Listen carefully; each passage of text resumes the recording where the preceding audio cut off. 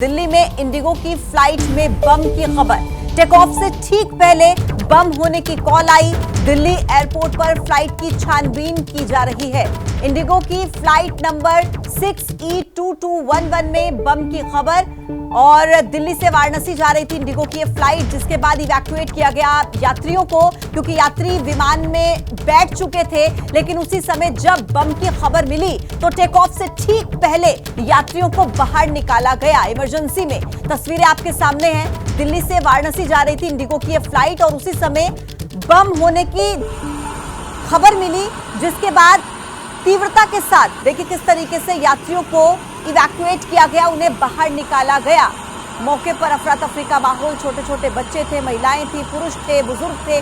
लेकिन जल्दबाजी में फटाफट से किस तरीके से यात्रियों को इस फ्लाइट से बाहर निकाला गया। टेक ऑफ से ठीक पहले दो तस्वीरें आपके सामने, एक्सक्लूसिव तस्वीरें एबीपी न्यूज आपको दिखा रहा है। इंडिगो की फ्लाइट जो कि टेक ऑफ के लिए तैयार थी, लेकिन उससे पहले इस फ्लाइट को रोका गया और आनन फानन में यात्रियों को बाहर निकाला गया, इवैक्यूएट किया गया। दिल्ली एयरपोर्ट पर हड़कंप की स्थिति, बम मिलने की धमकी इंडिगो की फ्लाइट में जो कि टेक ऑफ के लिए तैयार थी। वाराणसी जा रही थी ये फ्लाइट और यात्रियों की संख्या थी इसमें, लेकिन जैसे ही बम होने की जानकारी मिली तो यात्रियों को बाहर निकाला गया।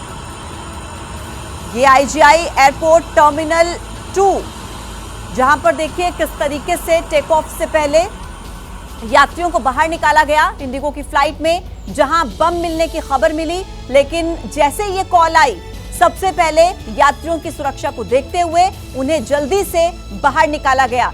6E2211 ये फ्लाइट नंबर, जहां पर ये खबर मिली कि बम हो सकता है इस फ्लाइट में, और फिर जल्दी से इन यात्रियों को बाहर निकाला गया। छोटे छोटे बच्चे इस फ्लाइट में उड़ने के लिए तैयार थे, लेकिन जैसे ही टेक ऑफ से पहले खबर सामने आई तो जल्दी से इमरजेंसी में इन यात्रियों को बाहर निकाला गया।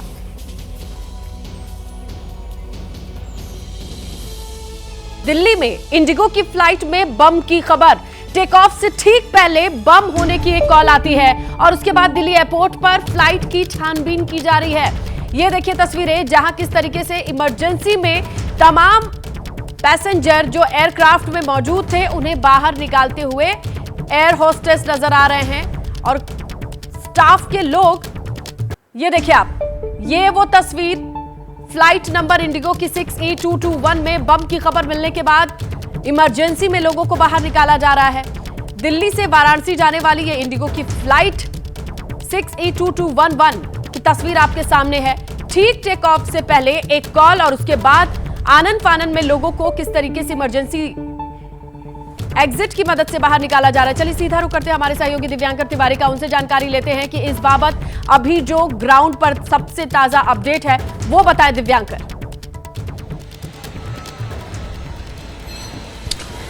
जी बिल्कुल, देखिए ताज़ा अपडेट यही है कि अभी जो तलाशी है वो भी ली जा रही है। डॉग स्क्वाड समेत तमाम जो टीमें वहां पर मौजूद हैं, उनके सहारे जो बॉम्ब थ्रेट की कॉल मिली थी, सूचना मिली थी, उसके बारे में जो जानकारी निकल कर आई, जिसके बाद तलाशी से लेकर तमाम सारी पड़ताल जो है वो कर रही है टीमें। सीआईएसएफ समेत तमाम जो दूसरी अन्य टीमें हैं वो वहां पर मौके पर मौजूद हैं। एम्बुलेंस, फायर ब्रिगेड की टीम वो भी वहां पर भी मौजूद है। T2 से ये फ्लाइट दिल्ली से बनारस जानी थी। सुबह 5 बजे इस फ्लाइट को यहां से जाना था बनारस के लिए, लेकिन बम की एक सूचना मिलती है और उसके बाद इसे रनवे पर ही रोक लिया जाता है। और उसके बाद दिल्ली पुलिस की ओर से दमकल विभाग को तकरीबन 5:35 पर कॉल किया जाता है और सूचना दी जाती है कि बम थ्रेट की सूचना मिली है T2 टर्मिनल पर, जहां पर जो दिल्ली से फ्लाइट बनारस जानी है। उसके बाद दमकल की जो गाड़ियां हैं, दो गाड़ियां, वो भी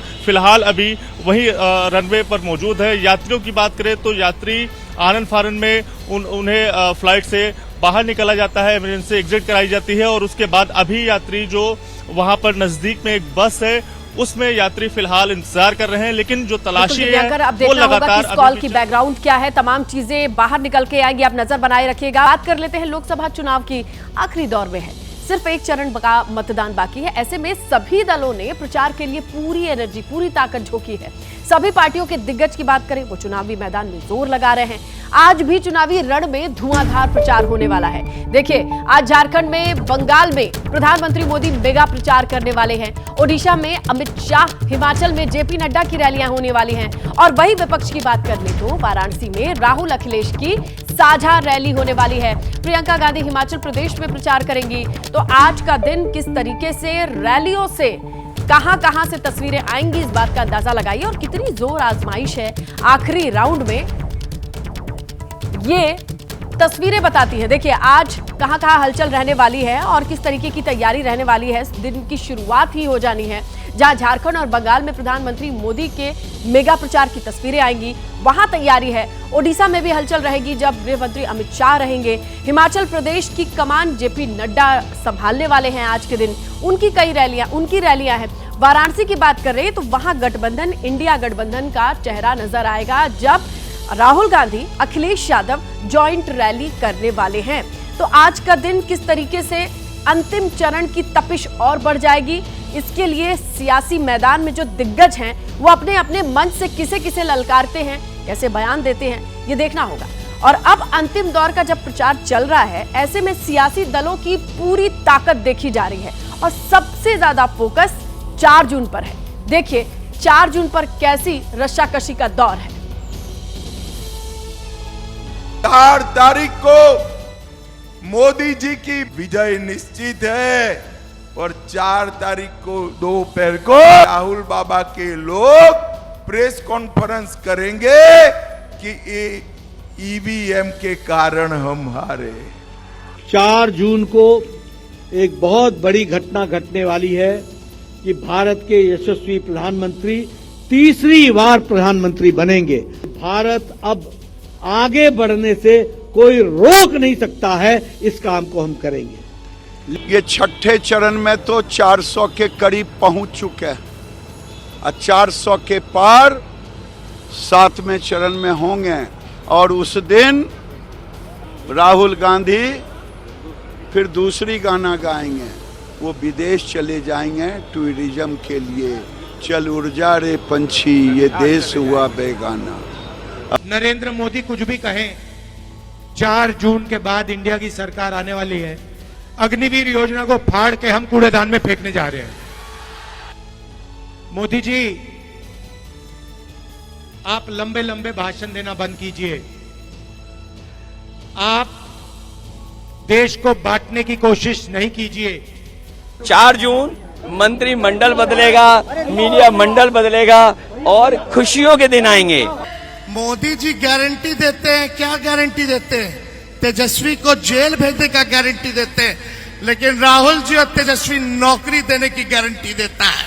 मोदी जी, अब विदाई का तैयारी करो। 4 जून को इंडिया की सरकार बनने जा रही है।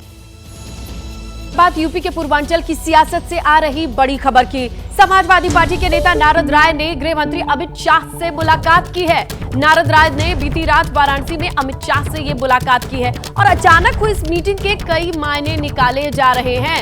ये देखिए, जो तस्वीर वाराणसी से निकल करके सामने आई, नारद राय अमित शाह के बगल में बैठे दिखाई दे रहे हैं। ये समाजवादी पार्टी के नेता हैं और अंतिम दौर में पूर्वांचल की सियासत से ये बड़ी खबर, जहां आज बनारस में अखिलेश यादव राहुल गांधी के साथ रैली करने वाले हैं, लेकिन उसी बनारस की ये तस्वीर भी है।